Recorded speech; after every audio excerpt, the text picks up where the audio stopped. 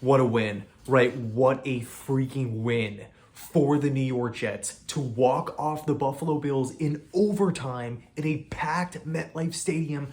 Home opener, week 1. Jets beat the Bills 22-16. I cannot believe the ending. I cannot believe how the Jets just beat the Buffalo Bills. Emotions are going crazy. I'm all over the place. I have to be quiet. I know this video is going to get uploaded late at night, so I'm just going to upload it raw. We all got work. We all got school tomorrow. So I'm going to try to get this up as fast as possible. I appreciate you guys staying up and hanging out and enjoying this Jets win, man. I cannot believe the Jets battled back through adversity. We heard Robert Saleh talk about that in Hard Knocks, how at points in the season, there's going to be rough patches. There's going to be times where the ball doesn't bounce in our favor, where the Jets get punched in the mouth. How are we going to respond? And the Jets responded with a win. With a win in overtime. God, so many things to talk about. And we're going to talk about the Aaron Rodgers thing, but I don't want to start with that. I really don't want to start with that. I think the first player that I want to really highlight here is Jordan Whitehead. He coming in with a hat trick, 3 INTs, man. 3 INTs. I think they were talking about it on the ESPN broadcast. Jordan Whitehead hasn't had a full season with 3 or more interceptions. An entire season. He had that in one night, 3 picks in one night. He was awesome for the Jets in the back end of the defense. For whatever reason, Josh Allen just completely imploded. I mean, the interceptions that he was throwing, they were maddening, right? He had another turnover late in the fourth quarter. It's like, what is happening where he bobbled the snap? 4 turnovers for Josh Allen. Spent the entire offseason talking about how he's not going to be playing hero ball, but, in 3 of those 4 turnovers, those were like hero ball moments, just launching the ball down the field into double coverage. I'm shocked that Josh Allen turned the Bills offense turned the football over that much against this Jets defense. But I feel like as a unit, the entire Jets defensive unit was able to get in the head of Josh Allen. It really seemed like he was shell-shocked a little bit. He was mentally rattled. I don't know if it was the front 7. I don't know if it was the defensive line specifically. I don't know if it was what he was seeing on the back end of the defense, but if I had to take a guess, I would say it's probably really, really effective linebacker play. I mean, we look at what CJ Mosley and Quincy Williams did in this game. They were both flying around the football field, not only just wrapping up in tackles, but they were coming up and stopping the run. They were dropping back in pass coverage and swatting passes away. Both players, I felt like, did a phenomenal job. I know a lot of people are going to be talking about Jermaine Johnson, right? The 2 tackles for loss. They're going to be talking about, Quinnen Williams in the trenches, coming up and just making those consistent, solid plays for the Jets defensive line. And of course, Jordan, Whitehead with the multiple INTs. But man, Quincy Williams and CJ Mosley, that was the glue that held this defense together. They were freaking great. They were great tonight. DJ Reed also, by the way, I think he had 11 tackles on the night. They kept on pushing. They were pushing a lot of the runs his way, a lot of, post-snap movement, all that kind of stuff. There was a lot of plays going towards DJ Reed's direction. It really seemed like at one point they were trying to kind of push the ball in that direction, like on a consistent rate. And Reed kept coming up and delivering on those tackles. Overall, the defense kept us in the game. There were some negatives, though. I don't really want to even talk about it though, because I'm gonna sleep great tonight. Like, this win was awesome. I'm so happy for Xavier Gipson, man. Like, to walk it off undrafted this season from SF Austin. And this dude is out here returning a punt in a packed MetLife Stadium in overtime against the division rival Buffalo Bills. The Jets are 1-0, I believe, right now in first place of the AFC, in the AFC East. But here's the deal, right? Aaron Rodgers goes down with the injury. Got a lot of texts, got a lot of calls.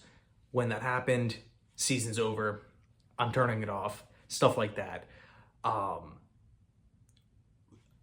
Obviously, it's a blow. I almost do not even know what to say, and I don't want to, really dive into hypotheticals. I'm sure we'll get the news tomorrow. It's going to break tomorrow at some point in time. People are saying, potential high ankle sprain. People are saying Achilles injury. We'll see what happens. All I'm going to sit here and do is cross my fingers and hope that he's going to be okay.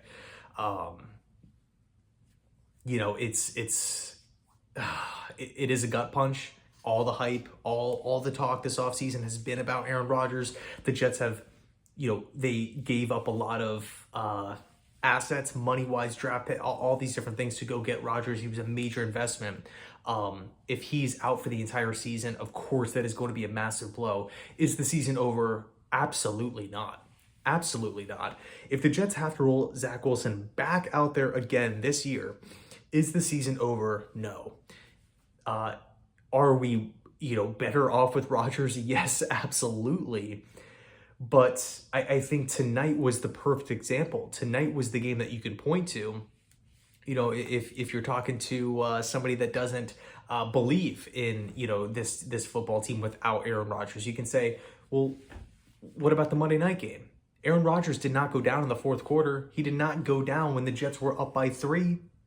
Right? In the end, he went down on the fourth play of the game, third passing attempt. That's when Rodgers went down. And the Jets won the game. I believe the score was 0-0 at that point in time.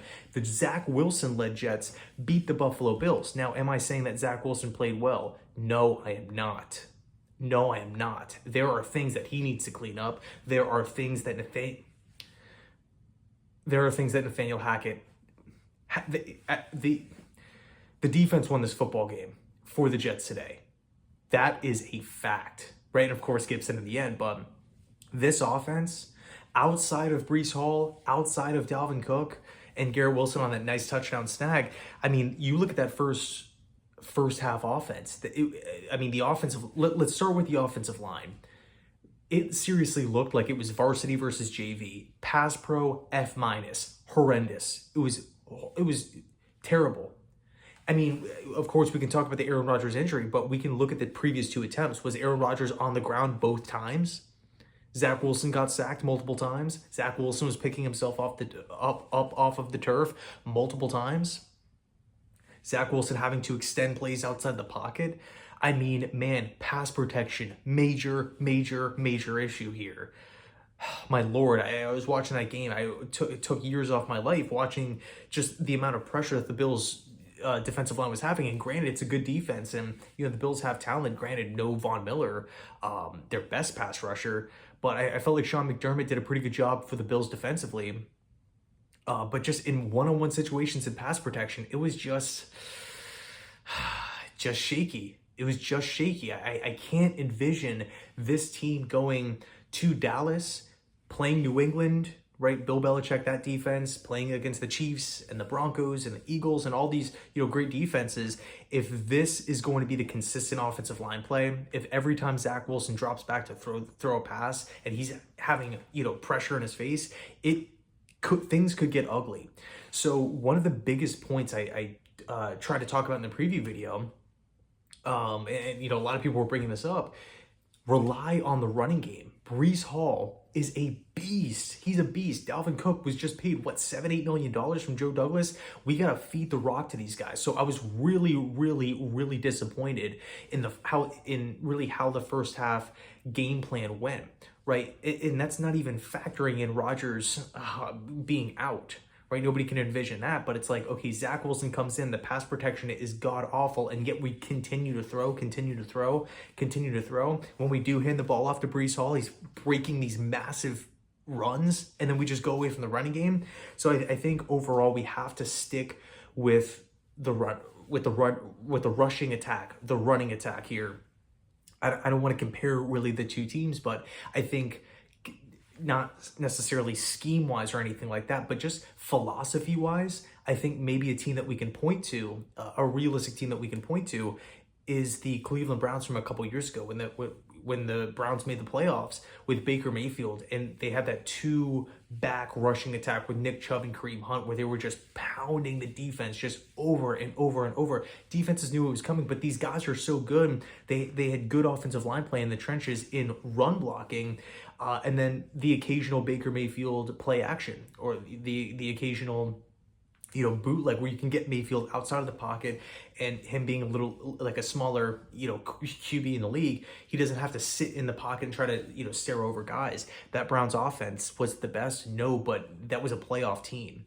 I think, again, if Rodgers is out for the season, if he's out for an extended period of time, that's kind of what I would look at. Really putting a lot, feeding the running backs here. And also Michael Carter too. He's a good, really good young player. So, gosh, the Rodgers thing, it sucks. It was like a dark cloud over the game at one point. I think I literally just sat in silence for, I think it was that second quarter. I literally just sat there on the couch. Game was muted. Didn't look at my phone. I was just sitting there watching the game like, oh my, like, what is even happening, man? Like, this cannot be real. But it is. And the Jets battled back. They battled the adversity, and the Jets are 1-0. We are 1-0, first place in the AFC East. I am so excited. But here's the deal. This team cannot go down to Dallas looking like this. A Dallas Cowboy team in Jerry World at 4:25 kickoff, they just stomped the Giants in MetLife Stadium the night prior, 40-0. We cannot go down there with that type of pass protection, with those play calls. I mean, the play calls in the first half were abhorrent. The halftime adjustments made, and obviously I don't know what was said, but the halftime speeches as well, I feel like probably played a major part in the overall dynamic shift of the game. I felt like really it was that third Jordan Whitehead interception where you can just feel the momentum leave Buffalo, and the Jets had it. And that it was just like, yeah, we're still down in the game, but you know what? We can win this. We can win this. It's real. There's enough time left to make a comeback, and that's exactly what happened. Crazy game overall. And again, going back to Josh Allen, I don't know why he imploded like that. Just weird. It was just strange. You don't see a top I get it, he's a gunslinger, but you don't see a top quarterback like him, or a top quarterback in the league just put the ball in harm's way like that. That was his problem last season. Just whipping the ball into double coverage, just being careless with the football, not stepping out of bounds, not taking the check down. And he was taking check downs tonight, but man, oh man, like there was a lot of plays where it was just firing the football like in sketchy situations. And again, 4 turnovers on the day. So we'll see. The Bills play the Raiders next week, I believe at 1 o'clock in Buffalo. Could be wrong on where they're playing, but I believe I think it is in Buffalo if it's at 1 o'clock. And then obviously the Jets 4:30 in Dallas. So we'll see how it plays out. Let me know your thoughts down below in the comment section. The Jets are 1-0. Of course, we're going to be talking about it a lot tomorrow. Got the podcast and film with Tyson. The Aaron Rodgers news, hopefully that is solid, but we shall see. Anyway, let me know your thoughts, and as always, go Jets.